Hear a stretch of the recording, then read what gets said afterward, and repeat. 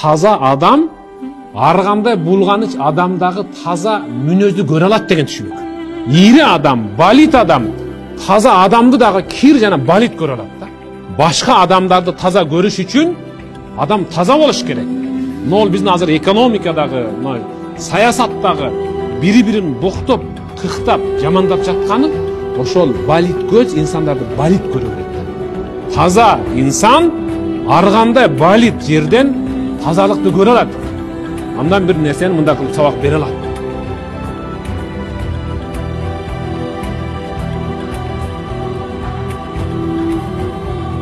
Мейли бирөө сени душман санасын.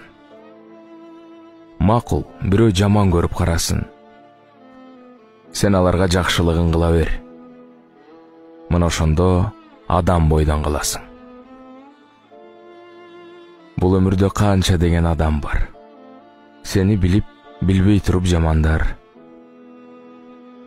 Дайым сени жек көрүшөт, билип кой.